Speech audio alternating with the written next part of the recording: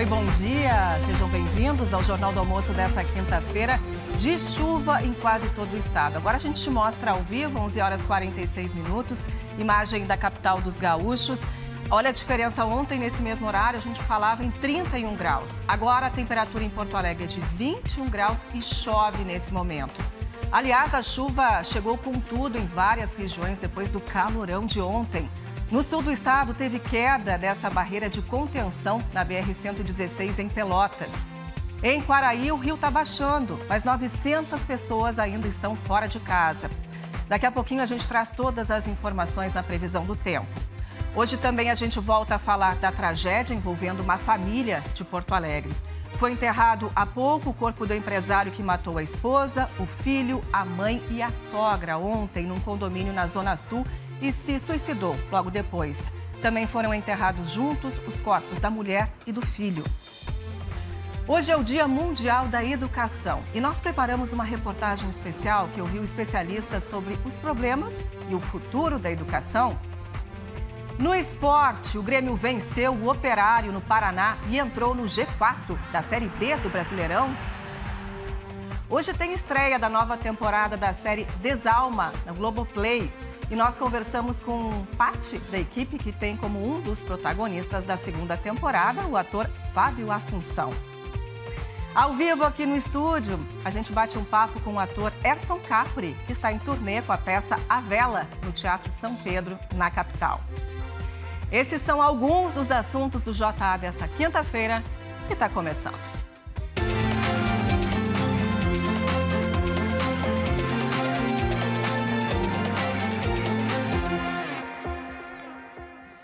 Bom, a gente já começa aqui o Jornal do Almoço falando do tempo, dessa virada que trouxe chuva, transtornos, né? E que continua hoje, Júlia. Pois é, Dani, continua. A gente viu que está chovendo forte aqui em Porto Alegre, outras cidades da região metropolitana, e teve muitos estragos também. Um desses estragos foi lá na BR-116 em Pelotas, onde está ao vivo o Arildo Palermo.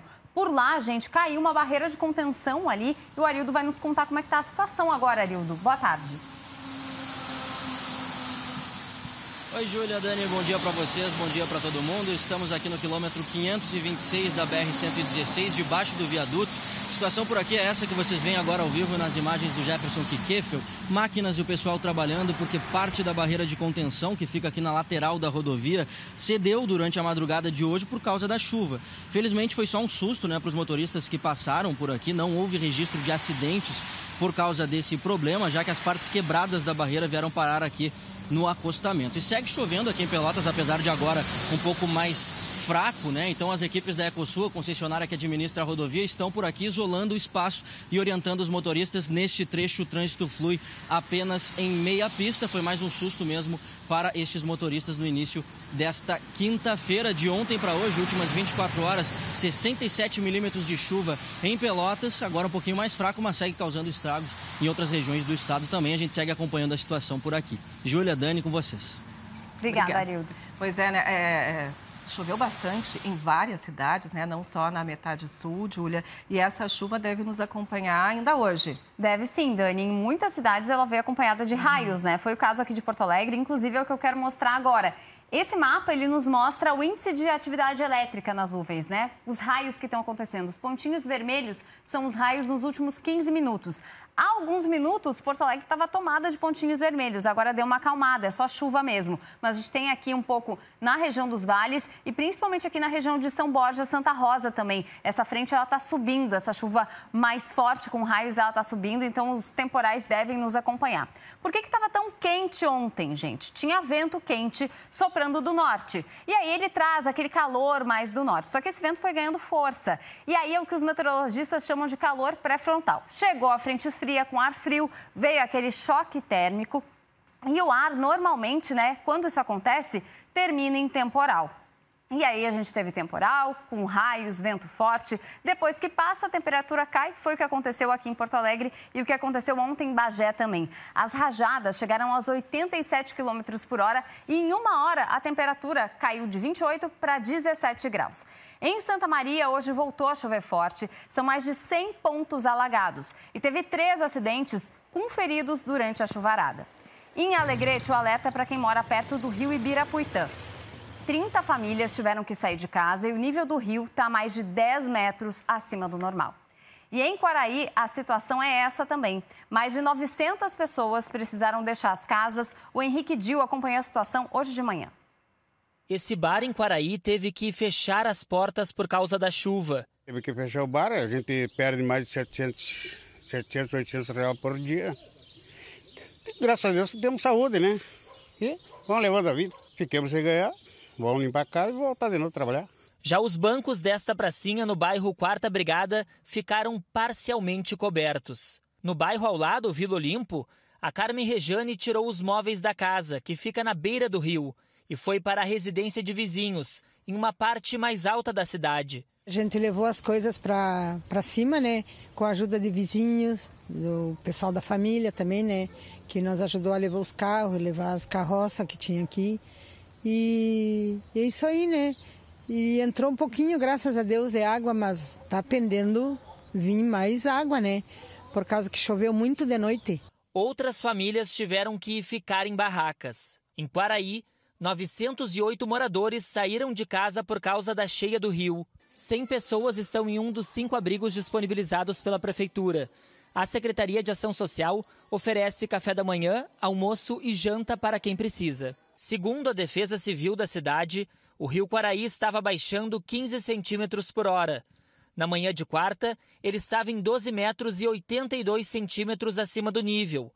Hoje ele está a 10 metros e 85 centímetros. A Defesa Civil acredita que o rio deva subir um pouco por causa das chuvas de hoje, mas que não chegue ao mesmo nível de ontem. Pois é, né? Complicada essa situação, né, Dani? E a preocupação e a pergunta que muita gente deve estar se fazendo é se hoje ainda temos previsão de temporais. Temos sim, Dani, para algumas regiões. Aqui no mapa a gente vê que aqui o dia está mais fechado, mas não tem o ícone de raios, né? No sul do estado e também em parte ali da fronteira oeste. Mas região central, região metropolitana, serra, todo o norte do estado, a gente pode ter temporais agora à tarde. Na região metropolitana, a chuva mais forte já chegou e ela pode continuar intensa nas próximas horas. As temperaturas, elas não vão subir tanto hoje, especialmente nessa parte mais ao sul do estado. E nas outras áreas, a gente teve as máximas mais pela parte da manhã, porque agora, como começou a chover, né, a gente não vai ter temperaturas tão altas. 28 foi o que estava fazendo antes. Agora a temperatura vai ficar nos 21 aqui em Porto Alegre, 21 em Pelotas, 20 aqui em Bagé, 21 em Santana do Livramento, 23 lá na fronteira oeste. Vamos ver imagens ao vivo de Caxias do Sul agora. Olha só, Dani, chuva chegando por lá também. Chuva forte, previsão de temporais para a Serra, atenção. E daqui a pouquinho eu volto com a previsão para os próximos dias, porque como eu falei antes ali, né, depois dessa chuva toda, vem o friozinho e é o que vai acontecer amanhã. A gente conversa daqui a pouquinho. Até já, Júlia. Até. E o governo do estado divulgou mais 4 mortes por dengue no estado. Já são 12 pessoas que morreram por causa da doença aqui no Rio Grande do Sul. Raí Quadros está chegando por aqui ao vivo para nos trazer as informações. Bom dia, Raí. Bom dia, Dani. Bom dia a você que nos acompanha. Pois é, entre essas 4 novas mortes confirmadas pela Secretaria de Saúde do Estado está de uma mulher de 87 anos, natural aqui de Cachoeira do Sul, na região centro-serra do estado. Ela foi atendida na UPA do município no dia 14 e fez o teste para dengue no dia 16, mas acabou morrendo no dia seguinte, domingo 17 de abril. As outras 3 mortes foram confirmadas em Novo Hamburgo, Sapucaia do Sul e, como nós adiantamos ontem aqui no Jornal do Almoço, em Lajeado, de um menino de apenas 13 anos. De acordo com a Secretaria de Saúde do Estado, 89% das cidades gaúchas já estão infestadas pelo mosquito Aedes aegypti. Este é o maior número desde o início da série histórica nos anos 2000. Volto contigo, Dani. Obrigada, viu, Raí? Chama atenção também a chuva lá em Santa Cruz do Sul, né? E temperatura de 21 graus nesse momento na cidade. Obrigada. Bom, vocês já perceberam, claro, que a Cris não está aqui hoje apresentando o JA, mas é por um motivo muito especial. Ela e a equipe vão pegar a estrada daqui a pouquinho para os programas especiais do JA 50 anos, em Soledade e em Santa Rosa.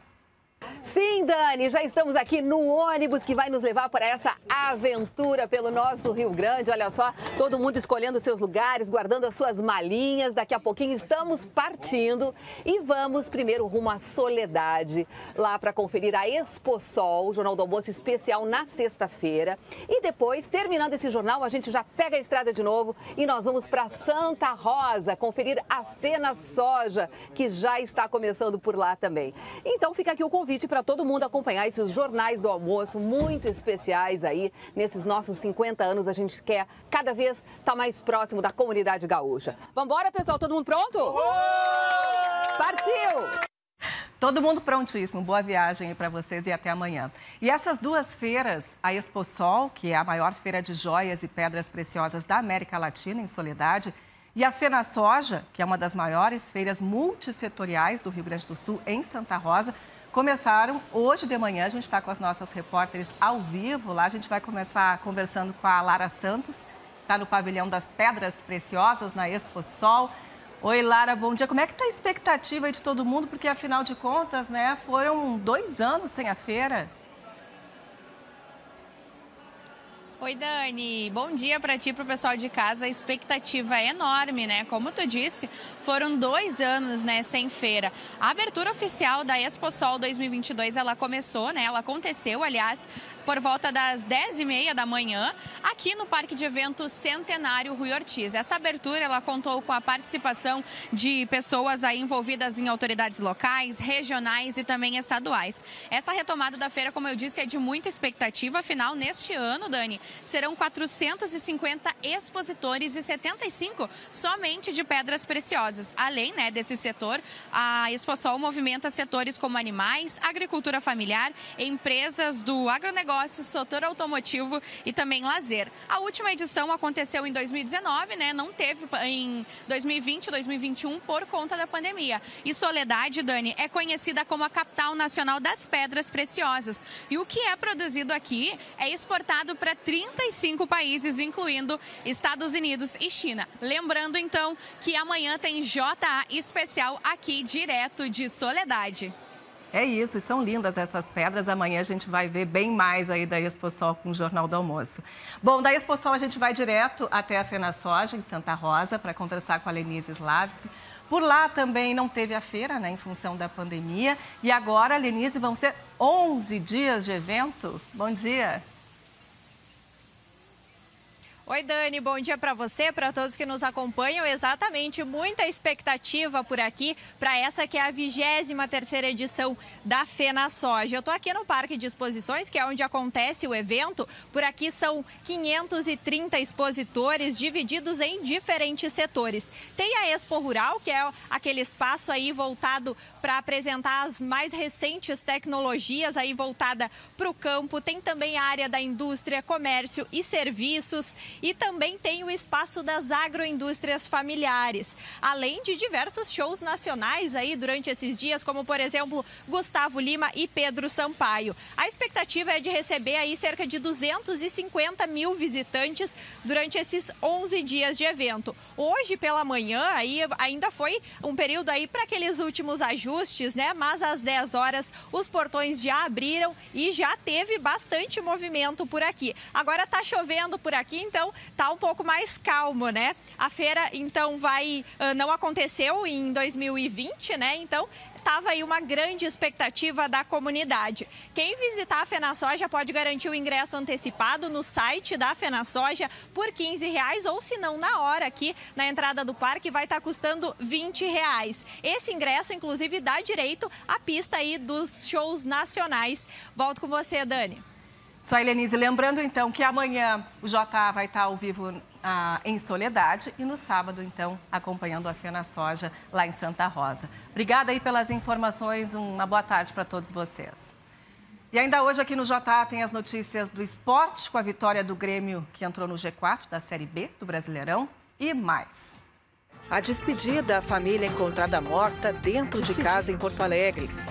Qual o futuro do ensino? Esse é o tema de uma reportagem especial que nós preparamos nesse Dia Mundial da Educação. Você vai conhecer mais um petisco participante do concurso Comida de Boteco. Nós conversamos com parte da equipe da série Desalma, que foi gravada na Serra Gaúcha. A segunda temporada estreia hoje no Globoplay. E ao vivo tem um papo com o ator Erson Capri, que está em Porto Alegre com o espetáculo A Vela. As informações completas daqui a pouco aqui no JA. Agora é hora de discutir assuntos da sua região.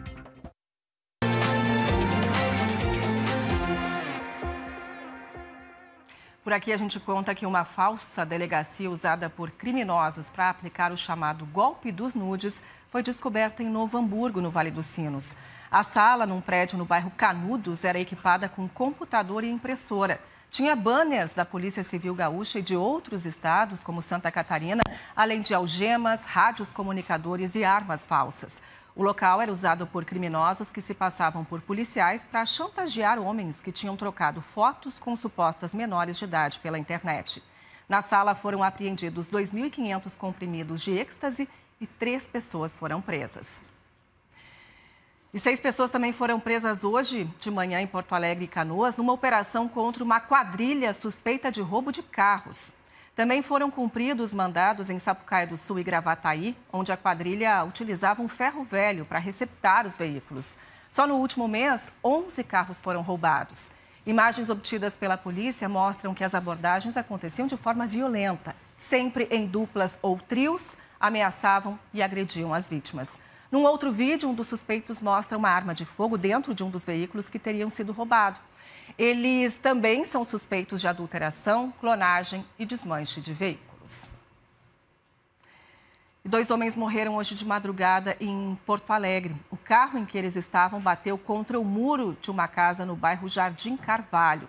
De acordo com testemunhas, eles voltavam de uma festa no momento do acidente. As vítimas eram jovens, tinham 22 e 26 anos de idade. Ninguém da casa ficou ferido e o local foi isolado para o trabalho da perícia. Porto Alegre cedia uma série de debates sobre democracia e direitos humanos. São os fóruns da Justiça e Democracia e os das Resistências, que acontecem até o fim de semana. Uma busca histórica e diária pelos direitos das trabalhadoras domésticas. A Creuza viaja o Brasil falando sobre o assunto. Hoje ainda, em pleno século XXI, a gente vive um momento de trabalho análogo à escravidão. Várias trabalhadoras domésticas sendo resgatadas do trabalho análogo à escravidão, cárcere privado, e nós não podemos aceitar isso. Até o fim da semana, espaços públicos de Porto Alegre viram palco da discussão de temas assim, como os direitos de grupos vulnerabilizados e outros, como a democracia, o sistema de justiça e as desigualdades. É um debate de como melhorar o sistema de justiça, para que esse todos da Constituição ele realmente valha para todas as pessoas. São 2 fóruns que acontecem ao mesmo tempo, o Social Mundial Justiça e Democracia e o Fórum Social das Resistências.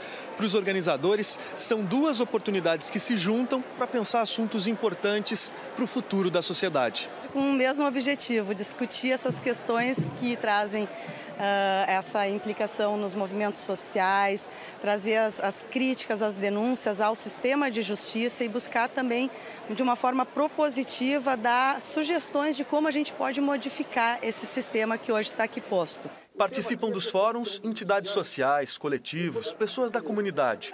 Ontem, durante um dos painéis de abertura, que aconteceram na Assembleia Legislativa, na capital, representantes de movimentos que cobram por justiça, como Marinete Silva, mãe da vereadora Marielle Franco, assassinada em março de 2018, no Rio de Janeiro. Marielle era uma mulher tão plural, que mudou tanto as pessoas, que pagou por sua própria vida. Entre os participantes do painel, a ex-presidente Dilma Rousseff, Fernanda Caingangue, militante em defesa dos povos indígenas, o jornalista Luiz Nassif e Ana Paula Oliveira, cofundadora do coletivo Mães de Manguinhos. E eu, no ano de 2014, eu tive meu filho assassinado aos 19 anos de idade, com um tiro nas costas, disparado por um policial militar que já respondia por triplo homicídio e 2 tentativas de homicídio. Para os organizadores, depoimentos assim têm força para trazer mudanças. porque a gente também trouxe para dentro do Fórum Social Mundial Justiça e Democracia os movimentos sociais, várias entidades de luta e de resistência que são aqui de Porto Alegre e do mundo. E foi assinada há pouco a ordem de início das obras de revitalização do Centro Histórico de Porto Alegre, com a recuperação do chamado quadrilátero central. É aquela área onde ficam as ruas de maior circulação, e esse é assunto do Paulo Germano hoje. Oi, PG, sem dúvida, né? Vai ser uma obra bem longa. Vai. Oi, Dani, boa tarde a todos.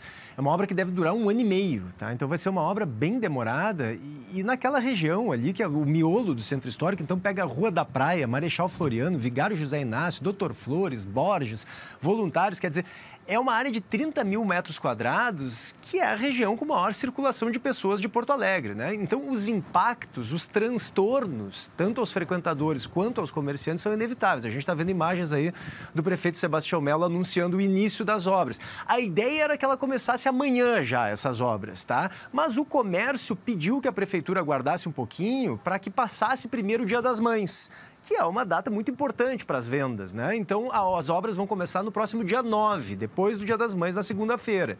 Vai começar pela Avenida Otávio Rocha, porque o objetivo da prefeitura é o seguinte, a gente está vendo imagens agora de como vão ficar, tá? O objetivo da prefeitura é fazer as intervenções num ponto, né? Abre ali, faz tudo que tem que fazer, depois fecha e vai para outro ponto, aí nesse outro ponto de novo. Abre tudo, fecha, vai para o ponto seguinte, porque se abrir tudo ao mesmo tempo, vira um pandemônio, vira um caos, tá? Mas algum transtorno, obviamente, vai ter, porque é uma obra muito grande. Só que é uma obra necessária, né? E vem sendo aguardada há muito tempo, desde 2015. Então tem 3 governos já de atraso, essa obra está há muito tempo para sair. Você sabia que já é possível comprar um apartamento ou apenas parte de um imóvel de forma digital? Isso é possível por meio dos NFTs. E já teve gente que comprou imóvel dessa forma aqui em Porto Alegre. Lilian Lima explica agora para a gente melhor o que é, né, esse NFT, como é que dá para usar, quem pode. Tudo bem, Lilian? Tudo bem, Dani, vamos traduzir. A Docelina Conceição Severo, de 49 anos, ela realizou o sonho da casa própria com um novo tipo de financiamento. É o crédito que usa a propriedade digital como garantia. Ela ganha cerca de R$3 mil por mês, é diarista e não tem como comprovar essa renda. Então, ela tinha dificuldade para conseguir um financiamento. Só que usando o NFT, ela conseguiu comprar um apartamento de 2 quartos aqui no bairro Sarandi. Mas o que significa a sigla NFT? Essa sigla quer dizer tokens não fungíveis. Token é um dispositivo eletrônico que gera senhas e não fungível quer dizer que ele não pode ser substituído por outro do mesmo tipo. O NFT é um selo digital único associado a um item que garante a autenticidade dele. O diretor da empresa que realizou essa transação digital contou como isso pode facilitar o processo de compra e venda de imóveis. Vamos ouvir. Ao invés de você passar por um processo tradicional, né, que envolve alguns atos públicos, envolve um pouco mais de tempo, você migra para um universo em que você tem agora uma transação eletrônica com um novo objeto, que é o NFT, que é um conjunto de direitos sobre um imóvel. O que a gente fez em conjunto com parceiros foi trocar o objeto de garantia, que normalmente na tradição é um imóvel, agora é um NFT, que vale a mesma coisa que o imóvel. As chaves do apartamento da Docelina vão ser entregues hoje à tarde. Os detalhes completos desse financiamento por meios digitais, Dani, para quem ficou curioso, é só entrar lá na reportagem do G1. Eu fiquei bem curiosa, vou te dizer a verdade. Vou conferir lá no G1, sem dúvida. Obrigada, bom trabalho para ti e para toda a equipe, tá? Até mais. Vamos falar mais de previsão do tempo. Júlia Perac está de volta e com ela também a chuva mais forte, Júlia. Sim, Dani, essa chuva mais forte, ela começou pelo sul, pela Campanha, pela fronteira oeste, ela está avançando aqui pelo estado e ela está nesse momento aqui por Porto Alegre. Olha como está ventando bastante também, ela é uma chuva acompanhada de muito vento, agora 21 graus, não vai esquentar mais hoje em Porto Alegre, tá? E o sol também não aparece mais hoje não. Hoje toda a região metropolitana e o litoral vão ter tempo instável. Eu trouxe aqui o exemplo da região metropolitana. Essas máximas foram de manhã, porque a temperatura não sobe agora à tarde. A gente vai ter uma tarde bem chuvosa por aqui. Mesma coisa em Santa Cruz do Sul. A gente vê imagens ao vivo agora de Santa Cruz do Sul. Tenta ver, né? Que dá para ver as árvores lá no fundo, as duas torres da igreja. Porque agora a chuva chegou de vez, viu, Dani? Por lá, também 21 graus a gente tem por lá. Não vai esquentar agora à tarde. E a gente tem chuva tarde e noite. Região dos Vales agora na tela para você. Máxima, então, aí, ó, de 22 graus. Lajeado já chegou a isso. Agora tá chovendo lá também. Não sobe mais a temperatura. Então, previsão de chuva forte. Parando amanhã e temperatura caindo. É isso que daqui a pouquinho eu vou contar todos os detalhes. Dani, só para dar uma chamadinha aí pro pessoal, Bagé vai começar o dia com 6 graus. Olha só, daqui a pouquinho a gente fala mais. Agora, nosso papo é sobre vacinação. Vamos dar uma olhada quem é que pode se vacinar contra a Covid em Porto Alegre nessa quinta-feira. A gente começa com a vacinação infantil. Primeira dose da Coronavac está disponível para todas as crianças de 6 a 11 anos de idade, exceto para aquelas que têm problemas de imunidade, em 30 unidades de saúde. 9 delas têm atendimento até as 9 horas da noite. Além disso, hoje tem uma unidade móvel que fica até as 3 da tarde na Escola Migrantes, no bairro Anchieta. A segunda dose da vacina vai ser aplicada nesses mesmos locais em crianças vacinadas até 31 de março. Crianças a partir de 12 anos e adultos podem fazer a aplicação da primeira dose ou reforço da vacina no Shopping João Pessoa e em 30 postos de saúde. As unidades Belém Novo, 1º de Maio, São Carlos e Tristeza têm atendimento até às 9 da noite. E nós estamos no mês de conscientização do transtorno do espectro autista. Mas faltam informações que ajudem no desenvolvimento de políticas públicas para essa parcela da população. Uma campanha trabalha para sensibilizar pais e responsáveis sobre a importância de se fazer um cadastro de identificação para que os governos possam incluir essas pessoas em projetos e em ações sociais. Uma simples carteirinha que pode transformar a vida de pais com filhos autistas. Essa é a ideia da campanha Te Abraça, desenvolvida pela Câmara de Vereadores de Caxias do Sul. A importância da carteirinha é a de trazer dados reais para que a gente entenda um pouco mais sobre o autismo em Caxias do Sul. E não apenas em Caxias do Sul, mas no estado, porque hoje a gente não utiliza dados do Brasil. Com a carteirinha em mãos e o cadastro no sistema, tanto o executivo quanto o legislativo podem encontrar ferramentas para ajudar essas famílias.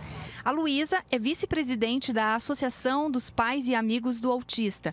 Há anos luta por um olhar para esse grupo.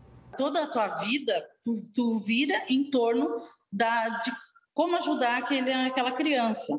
E em função disso, tu tem que ter um manejo todo diferente.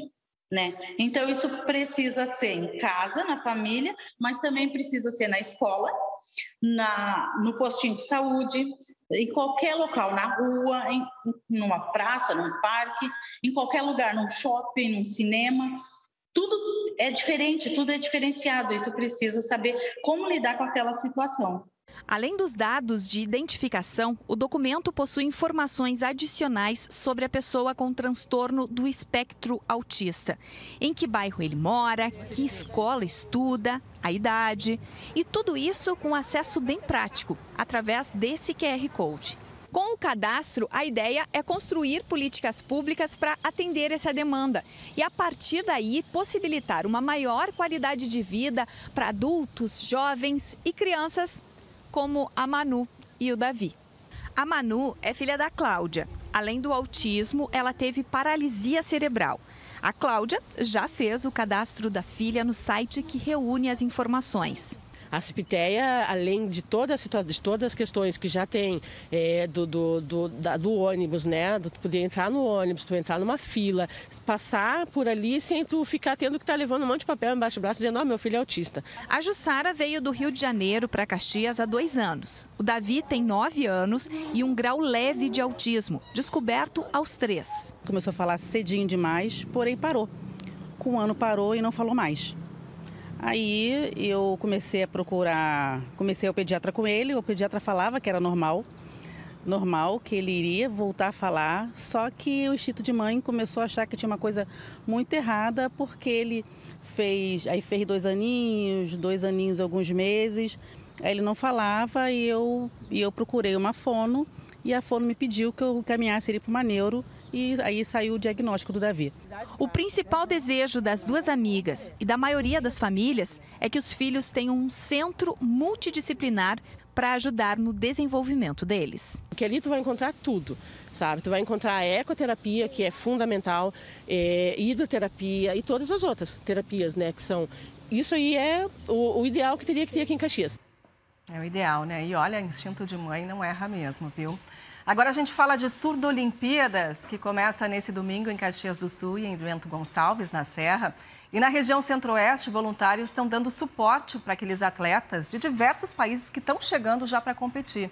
O Bernardo Barcelos mostra para a gente. Em um mundo onde muitas vezes a única voz que é ouvida é a do coração, poder competir é vencer. Ganhar ou perder tanto faz. O mais importante é participar, é pisar lá na Olimpíada e mostrar que as mulheres estão lá, já é muito importante e ela está muito feliz por isso. O objetivo é mostrar que tem muita mulher surda no basquete.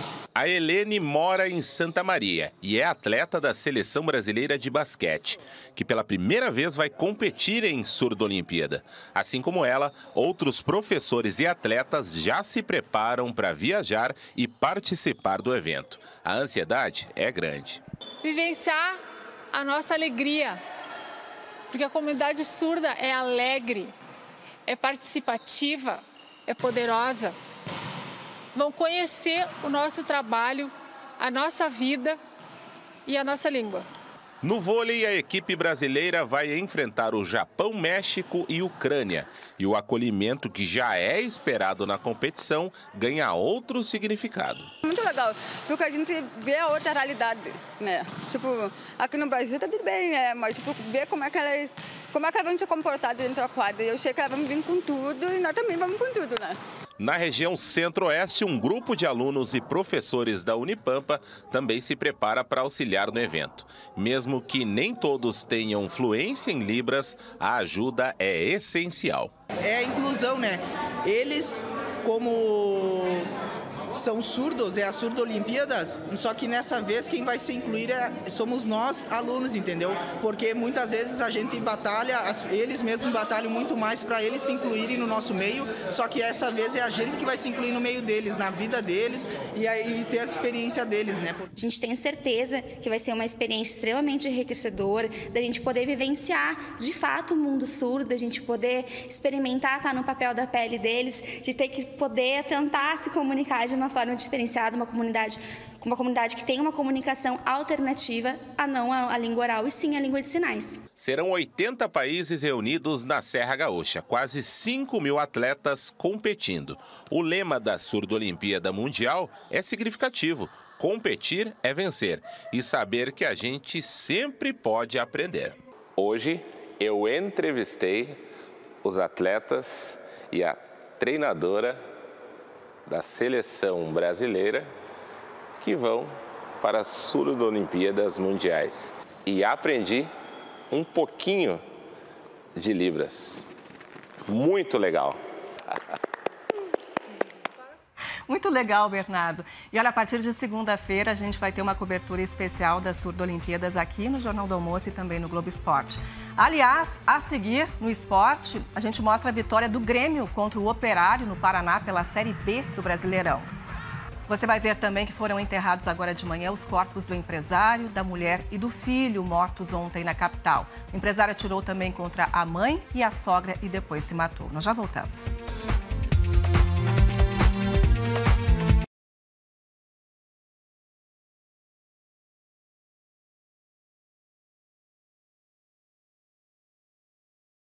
Jornal do Almoço de volta com o futebol para falar da segunda vitória do Grêmio na Série B. E com esse resultado, o tricolor entrou no G4 do campeonato, Kelly. É isso, Dani, entrou mesmo e não quer sair de lá, viu? O Grêmio terminou a rodada dentro do G4, o grupo dos times que sobem para a Série A do Brasileirão. É o quarto com 7 pontos, segunda vitória e a primeira fora de casa. Num jogo que teve como personagem o VAR, o árbitro de vídeo, vocês sabem. A gente já vai ver os lances. No começo do segundo tempo, o juizão deu o pênalti do goleiro Vanderlei, aquele mesmo, ex-Grêmio, em cima do Diego Souza. Foi chamado ele pelo VAR, revisou o lance e voltou atrás. Segundo a central do apito, ele acertou ao mudar de ideia. Logo depois, o Grêmio chegou ao gol com o Biel, arrancou ali pela esquerda, tocou para o Elias mandar para o fundo da rede. Mas o lance também foi revisado para confirmar a posição do Biel. Tinha dúvida se ele estava impedido ou não, mas não estava e o gol foi confirmado, Grêmio 1-0. Pedro Ernesto Denardim chega mais. O Grêmio vai se encontrando aí na Série B, né? 2 vitórias seguidas e o próximo adversário é o CRB, que é o lanterna da competição. Pedro, boa tarde. Pois é, boa tarde, Kelly, boa tarde a todos. Grandes notícias na noite de ontem para o Grêmio. Primeiro, vitória fora de casa, de alguma forma repondo aqueles pontos que foram perdidos contra a Chapecoense, aqui em Porto Alegre, dentro da Arena. Segundo, 2 vitórias consecutivas, o que é bom. Significa dizer que o Grêmio está fazendo uma campanha. Terceiro, o Grêmio chega ao G4, ou seja, o Grêmio é o 4º colocado e se a competição terminasse hoje, o Grêmio estaria na Série A, que, aliás, é o grande objetivo do Grêmio na temporada. É voltar para a Série A, é só o que se fala lá dentro da Arena. Bom, agora vamos às preocupações. O futebol do Grêmio não tem muita qualidade, aliás, tem muito pouca. Enfrentou ontem um adversário que eu achei quase ridículo e mesmo assim não conseguiu se impor. Ganhou, é verdade. Mas teve dificuldades, o Grêmio ataca mal. E no único grande ataque feito pelo Grêmio, tem aquele cruzamento do Biel e o golaço marcado pelo Elias. Ali funcionou. Mas quantas vezes os jogadores do Grêmio conseguiram levar vantagem sobre o adversário? Quer dizer, o Grêmio não tem criação, o Grêmio não tem força do meio para frente, o Grêmio tem dificuldades. E isto traz preocupações. Porque eu falei com muitos amigos gremistas hoje que me disseram o seguinte: eu não sei se o Grêmio ganha o próximo jogo, sabe? É uma coisa assim um pouco aleatória, o Grêmio não tem ainda o futebol. Tem o Campas que não entrega a relação custo-benefício, o Lucas Silva que está fora do lugar que não consegue jogar, o próprio Diego Souza, quando a bola chega nele, é maravilhoso, mas antes não chegou, e não chegando o Grêmio fica com 10 jogadores. Enfim, o Grêmio tem algumas dificuldades que precisam ser superadas e isto vai depender do Roger. Sim, agora vem o Elkson, que é um reforço importante, poderá melhorar bastante. Quer dizer, tem coisa para fazer dentro do Grêmio e isto agora passa a ser trabalho do Roger. Ele já está há 70 dias no Grêmio e ele precisa também dar uma contribuição mais efetiva, o que, para o meu gosto, ainda não está acontecendo. Mas, enfim, eu estou falando de preocupações. No momento, torcedor gremista tem que festejar 2 vitórias consecutivas, vitória fora de casa, ingresso no G4 e tudo isso, por enquanto, é o mais importante. Não é, Kelly? Beijão pra ti, tchau! Beijão, meu amigo. Até amanhã aqui no JA. O Pedro já levantou algumas questões que a gente vai tratar, porque tem muito Grêmio daqui a pouquinho no GE.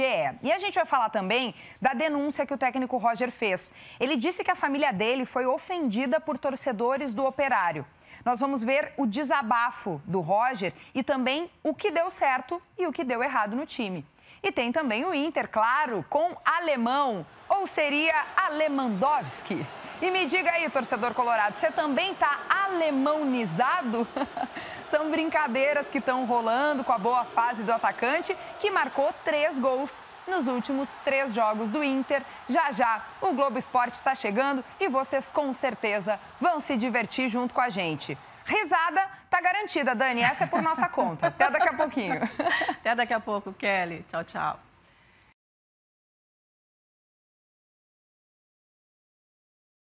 28 de abril foi estabelecido como o Dia Mundial da Educação. Foi nessa data que, nos anos 2000, líderes de 164 países assumiram um compromisso com o desenvolvimento da educação até 2030. E o Max Correia conversou com especialistas sobre os desafios e também sobre o futuro da educação.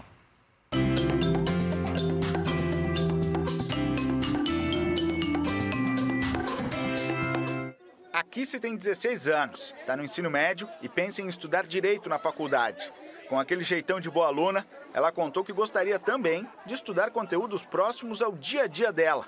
Eu gostaria que a escola ensinasse um pouco mais sobre a saúde, o primeiro socorro, sobre alimentação saudável, um pouco sobre educação financeira também, que eu acho muito importante para o nosso futuro. Futuro que passa por essa gurizada e pelos modelos de educação que podem, ou não, incluir e preparar gerações inteiras para um cotidiano que passa por transformações cada vez mais rápidas. Um desafio bem longe de ser simples. É preciso garantir matrículas para aqueles que estão fora da escola. O Brasil ainda tem uma população enorme fora da escola, de crianças, adolescentes, jovens e adultos que não completaram a educação básica, mas, ao mesmo tempo, preciso observar a questão da qualidade. Não dá para simplesmente só criar matrícula. Ou seja, a gente vai precisar criar novas matrículas com um bom padrão de qualidade e, ao mesmo tempo, vai precisar qualificar as matrículas que já existem, que são aí em torno de 40 milhões de matrículas na educação básica. Um levantamento feito pela ONG Todos pela Educação mostra que entre os anos de 2019 e 2021, o número de crianças fora das escolas aumentou. São quase 250 mil longe de uma sala de aula. Um cenário que, como os números mostram, se agravou durante a pandemia, mas que preocupa professores e especialistas há muito tempo. A gente precisa construir perspectivas, na verdade, né, de justiça social, justiça curricular, retomada e reforço da democracia, para que socialmente a gente construa uma ideia, né, de uma escola que não deixe ninguém para trás. Não deixar ninguém para trás e incluir os primeiros anos de vida. Entre crianças de 4 até 5 anos, a evasão escolar subiu 77%. Entre os mais novos ainda, o cenário pode ser até pior. Nós ainda não tínhamos atendido nem 50% do atendimento das crianças de 0 a 3 anos no Brasil. Educar crianças no 0 aos 3 anos é um projeto de sociedade diferente. Nos primeiros 3 anos de vida de uma criança, nós estamos estruturando toda uma concepção de ser humano que está ali se constituindo, do ponto de vista social, do ponto de vista de aprendizagem, do ponto de vista de quem está chegando ao mundo. Alexandro do Nascimento Santos, da Universidade Cidade de São Paulo, aponta que o impacto das desigualdades sociais no desempenho dos alunos deve receber atenção especial e defende a implementação do Sistema Nacional de Educação. Para a população entender o quão diferente é isso, nós temos um Sistema Único de Saúde. Então, quando o Brasil precisou vacinar todo mundo, a lógica do sistema fez com que a vacina chegasse aonde precisava chegar. Nós não temos isso em educação. Então, como a gente não tem um Sistema Nacional de Educação, a gente pode ter situações em que um estado ou um município tem muito dinheiro e consegue melhorar a qualidade muito rápido, e do lado tem outro município, outro estado, extremamente pobre que não consegue fazer avançar a educação. Para Antônio Novoa, professor do Instituto de Educação da Universidade de Lisboa, de Portugal, uma forma de tentar pensar o futuro precisa passar por uma palavra. A palavra-chave é juntos. A educação faz-se em conjuntos com os outros. Professores com alunos, professores com professores, alunos com alunos, alunos com as famílias, professores com as famílias, alunos na sociedade. Esta ideia de criar ambientes educativos, que já não sejam ambientes educativos fechados, como era o ambiente da sala de aula, e que sejam ambientes educativos abertos, onde esta dinâmica de cooperação, de trabalho conjunto possa acontecer, é absolutamente central para o futuro da educação. Agora a gente fala da tragédia familiar que deixou todo mundo muito chocado. Foram velados hoje de manhã os corpos da família morta ontem na zona sul da capital. Segundo a polícia, o atirador que cometeu o suicídio teria dopado os parentes antes de matá-los. As vítimas eram a mãe, a sogra, a esposa e o próprio filho. Parentes e amigos chegavam ao velório em silêncio. Os corpos de Otávio Driemeyer Júnior, de 44 anos, da esposa dele, Lisandra Lazarete Driemeyer, de 45, do filho Enzo Lazarete Driemeyer, de 14 anos, da mãe de Otávio, Delci Driemeyer, de 79, e da mãe de Lisandra, Geraldina Lazarete, de 81, foram velados em 2 capelas do cemitério Jardim da Paz. O crime aconteceu na casa da família. O atirador primeiro atacou a mulher que estava no quarto do casal com um tiro na cabeça. Logo em seguida, Otávio foi até o quarto onde estavam a mãe e a sogra dele, que também foram mortas com tiros na cabeça. Em seguida, ele caminhou até o quarto do filho adolescente, que recebeu 2 tiros. E foi no quarto do filho que o pai tirou a própria vida. Hoje pela manhã, em entrevista para o Bom Dia Rio Grande, o delegado Rodrigo Garcia falou sobre as possíveis motivações para o crime. Eu acho que a perda do sogro, pelo que eu vi na conversa com os familiares, acabou fazendo com que ele ficasse muito abalado. Então, muitas vezes, são gatilhos como esses que podem levar a pessoa, então, a cometer o crime, que já está, então, ele já está pensando sobre isso, mas falta aquele gatilho e, às vezes, é um momento como esse em que ele fica muito abalado, consternado com aquela situação e acaba, então, cometendo esse fato. É a motivação. Nós vamos entrar mais nesse espaço que tange a questão comercial, empresarial, mas no sentido de a gente realmente verificar se isso pode ser um ato motivador. Depois do velório, Otávio, a esposa e o filho foram sepultados aqui no Jardim da Paz, em Porto Alegre. A mãe de Otávio foi sepultada no município de Westfália e a sogra em Canudos do Vale. Na próxima semana, a polícia pretende ouvir testemunhas e familiares, entre eles a tia de Lisandra, que estava na casa no momento do crime, para auxiliar nas investigações. Tristeza tudo isso. E tiveram alta os últimos feridos da explosão numa indústria de cosméticos ontem em Carazinho, no norte do estado. Eles estavam em observação no Hospital de Caridade depois de inalarem fumaça. Outras 4 pessoas também precisaram de atendimento médico. O acidente foi por volta das 8h30 da manhã, no momento em que funcionários manipulavam produtos químicos. 3 pessoas acabaram morrendo. As causas do acidente são investigadas. A seguir tem mais um petisco do concurso Comida de Boteco. Hoje também tem estreia da nova temporada da série Desalma e nós conversamos com parte da equipe. E a seguir também tem um bate-papo com o ator Erson Capri, que já está aqui comigo no estúdio. Não vai perder. A gente volta já já. A competição mais saborosa que passa aqui pelo JA está quase chegando ao fim. Você aí de casa tem até o dia 1º de maio para escolher quem vai vencer o Comida de Boteco desse ano. Então, vamos ver qual o petisco de hoje?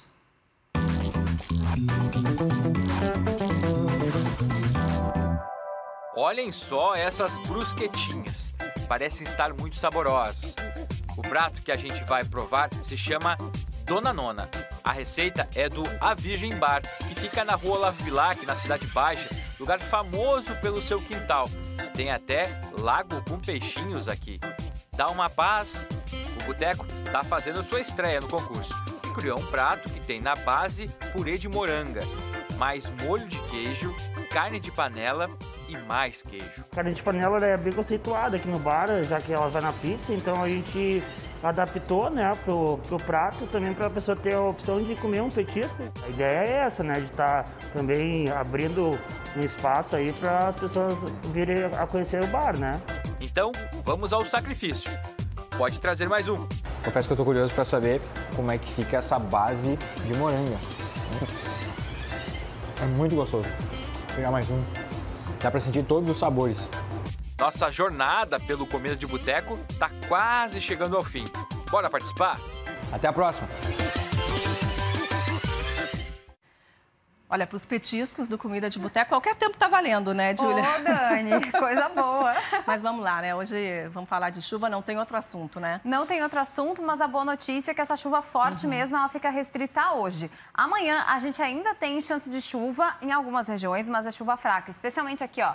Serra e metade norte. Vai ser aquele dia que fica com aquela cara fechada, uma garoinha que vem e vai, mas nada de temporal. Nessa área clara mais ao sul, aqui a gente pega a região de Bagé, Pelotas, Rio Grande e também a fronteira oeste, a gente vai ter um dia com sol predominando um pouco mais. Já nessa faixa, um amarelo um pouquinho mais claro, a gente vai ter um dia mais nublado, isso vale para vales, região central, região metropolitana e noroeste. E aí a gente não vai ter chuva, mas a gente tem um dia um pouco mais nublado.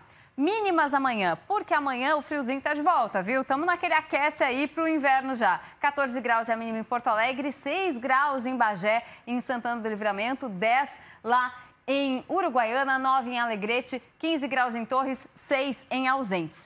As máximas já não sobem tanto também. A gente vai ter um dia mais fresquinho aqui no estado. 19 em Porto Alegre, 18 aqui em Pelotas, 16 em Bagé, 17 em Santana do Livramento, 22 lá na região noroeste, em São Borja. Vamos ver como é que fica o tempo nos próximos dias? Porto Alegre, a chuva dá uma trégua na sexta, mas ela volta sábado, domingo e segunda, volumes expressivos nos próximos dias. Passo Fundo agora na tela para você. Também a gente nem tem trégua da chuva aqui, né? A gente tem chuva nos próximos dias. Sexta chove um pouquinho menos, é aquela garoinha. E aí depois a chuva volta com força. E a gente encerra mostrando São Francisco de Paula na Serra. Também a gente tem o retorno da chuva mais forte no sábado e vai até segunda. E a gente chama atenção porque vamos ter mais frentes frias, então até semana que vem pode chover mais de 200 milímetros em algumas regiões aqui do estado e de Santa Catarina, Dani. É chuva, hein, Júlia? Bastante. Tá bom. Até amanhã. Até. Agora, olha essa história. O pai expulsa o filho de casa por não aceitar a orientação sexual dele. 20 anos depois, eles se reencontram. O filho é uma drag queen e eles têm o tempo de uma vela acesa para tentar uma reconciliação.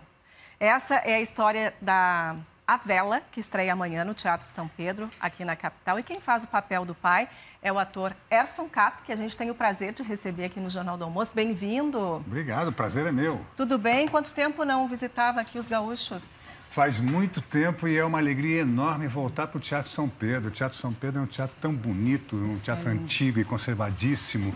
A única coisa assim que pega um pouco é a saudade que eu vou ter da Dona Eva, né? Dona Eva cuidou tão bem daquele teatro, era tão bonita, ela recebia a gente como se estivesse fazendo bolinho e cafezinho na casa dela. Né? Mas o teatro segue lindo, imponente e é um belo palco, com certeza. Agora, essa história, ela é tão atual, né? E ela é tão boa para a gente discutir preconceitos que, por incrível que pareça, ainda existem, né? Exato. Tantos. Exato, em várias áreas. A Vela pega o preconceito de um pai homofóbico que não conseguiu segurar a onda de um filho que se declarou gay e expulsou o filho de casa. Agora, a peça começa com o retorno, 20 anos depois, desse filho e o acerto de contas entre esse pai e esse filho. E é interessante porque não é um pai comum, ele é um intelectual, ele é um homem moderno, ele é professor de literatura, especialista em cultura inglesa. Então, o questionamento do filho, e isso é muito interessante, é por que você, um homem tão evoluído, tão culto, me expulsou de casa por causa da minha orientação sexual? É um assunto que nós fizemos uma temporada agora no Rio e foi um sucesso estrondoso, principalmente porque o público acompanha do começo ao fim e acompanha com muita identificação. Todo mundo tem um filho que acabou brigando, todo mundo é um filho que o pai acabou brigando, ou tem uma história na família, ou não necessariamente com relação à questão de orientação sexual, mas pode ser também a orientação ideológica, a orientação religiosa. São vários preconceitos que... Eu ia te dizer justamente isso, né? Essa identificação, porque todas as famílias têm as suas feridas. E a gente acaba se identificando e é uma forma também da gente tratar um pouquinho de como a gente pode tentar buscar sempre a reconciliação. O teatro também tem muito essa função, né? Exatamente. O teatro bota o dedo na ferida, né? E os assuntos mais modernos, hoje em dia está tudo muito falado a respeito dos preconceitos. E a Vela, ela faz uma coisa muito bonita. O Rafael Gama é um autor paulista fantástico. Essa peça, A Vela, é primorosa, tem uma dramaturgia muito interessante. É leve, uma história simples contada com leveza. O público vem rindo e depois se emociona com a gente. Com a questão mesmo, né? Que eu não vou dar spoiler. E não tem ódio, tem amor, né? Porque hoje em dia a gente está tão assim, cheio de ódio, né? Em tudo que é lado, assim, e poder falar de um tema delicado, mas com amor, é importante, né? Importantíssimo. Está em curtíssima temporada, então, amanhã estreia no Teatro Amanhã São Pedro. Sexta, no Teatro São Pedro, sexta e sábado às 21 horas e domingo às 18 horas. Muito bem. A gente está falando aqui de teatro. Só para encerrar, quando é que a gente vai ter o prazer de te ver na telinha da TV de novo? Olha, daqui a pouco eu entro em cartaz numa série chamada... É uma série chamada Novela. Uma série chamada Novela na Amazon. E estou com a Vela, né? A Vela, eu tenho a impressão, quer dizer, eu tenho certeza que a Vela tem vida longa, porque ela tem muita identificação com a plateia. O público aplaude de pé com uma força assim que eu nunca vi em teatro. E as conversas depois demonstram que a Vela pega qualquer tipo de gente, qualquer idade e qualquer profissão. Muito bom. Então... Imperdível, viu, gente? Edson, muito obrigada. Imagina, por estar com obrigado a gente eu. aqui no JA. É um prazer mesmo te receber, viu? Um bom espetáculo para toda a equipe. Até o São Pedro. Até o São Pedro. E o cantor Rael faz show hoje aqui na capital. Ele traz o trabalho mais recente, Capim Cidreira, e também sucessos da carreira. O show é às 11 da noite no Bar Opinião e ele mandou um recado para a gente aqui. Salve, salve, meus amigos do Jornal do Almoço, meus amigos de Porto Alegre, aqui quem fala é Rael. E eu tô passando aqui para convidá-los pro meu show que vai rolar na Opinião nessa quinta-feira. É o show da minha turnê Capim Cidreira, que foi interrompida por esse fato que todos sabem, a pandemia. Era um show que já estava marcado na Opinião, as pessoas já tinham adquirido seus ingressos. Então eu tenho uma expectativa muito grande e eu não vejo a hora de reencontrá-los pra gente tirar essa onda e matar essa saudade, ok? Um beijo no coração e até já! Fui!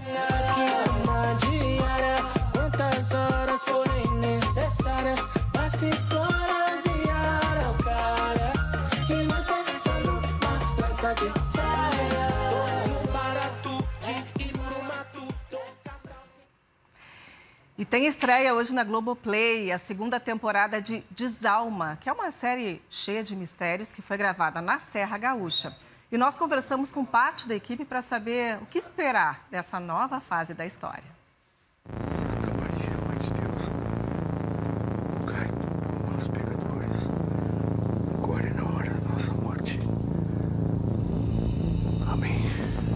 A floresta que esconde tantos mistérios é aqui, no Rio Grande do Sul. A Serra Gaúcha foi cenário da segunda temporada da série Desalma. O que podemos fazer é isso.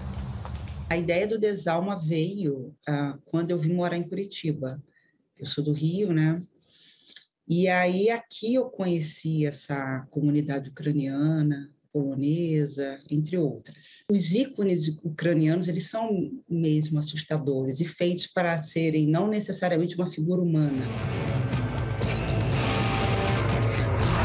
A série é um drama sobrenatural original Globoplay, desenvolvido pelos estúdios Globo.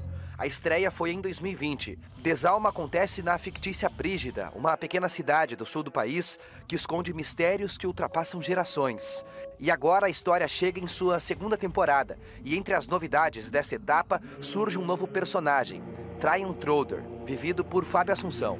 Ele é bem brutal, assim.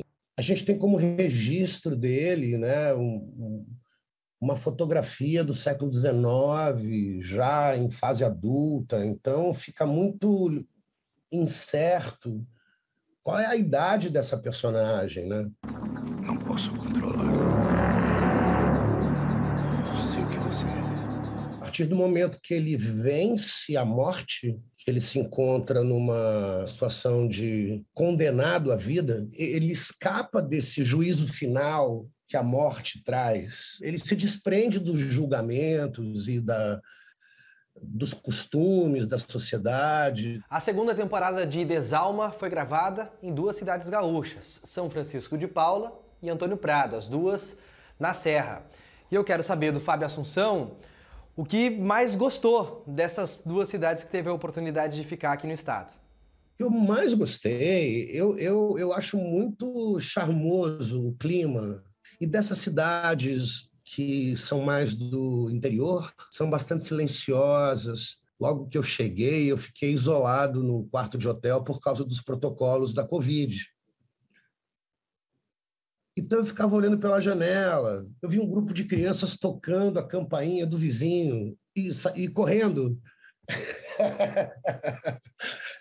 Isso me lembrou minha infância. Deu tempo até de fazer amigos. Fábio frequentou uma academia em São Chico. Já a atriz Cássia Kiss, que interpreta a protagonista, Aya, virou fã de uma artista plástica de Flores da Cunha. Aquela bruxa me prendeu. Segundo as informações iniciais, ele alega ter sido mantido em cárcere privado. A segunda temporada de Desalma está disponível a partir desta quinta na Globoplay, em 10 episódios. Para afastar o frio que fez nas gravações e manter a boa forma do Fábio, a dica é maratonar. Mas pode ser no sofá de casa.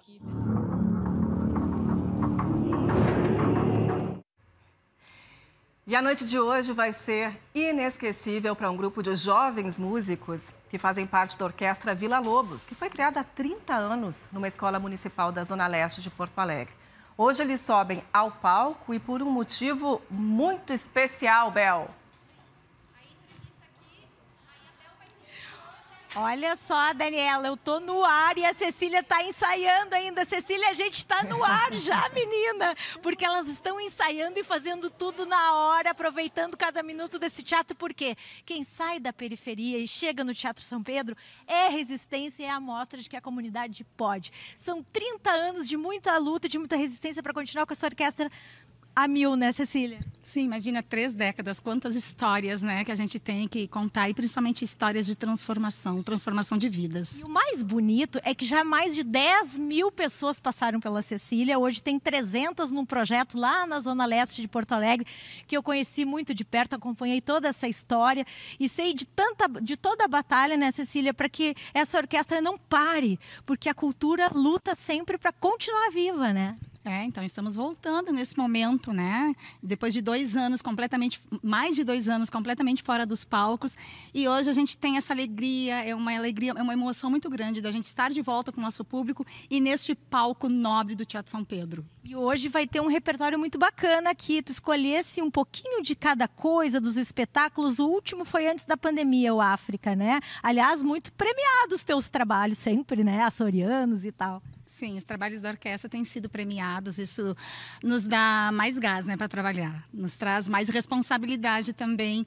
Nós tivemos alguma certa dificuldade de escolher apenas 16 músicas para o espetáculo de hoje, porque nós tínhamos um programa imenso de poder estar no palco. São as nossas queridas músicas que a gente se apega, a gente é apaixonada por elas. Então, nós escolhemos a dedo 16 músicas de gênero bem diferentes. Então, a gente passeia pelo rap, a gente vai para o pop internacional, samba, né? A gente tem MPB. Tudo hoje de noite. 9 horas, Teatro São Pedro. Mais uma palhinha para nós, porque a gente não pode ficar sem, né, Cecília? Vamos nessa, então? Vamos lá. Não tenha medo, meu menino povo. Tudo principia na própria pessoa. Vai com a criança que tem no tempo. Ora, se fazer é tão prazer que é como fosse dar.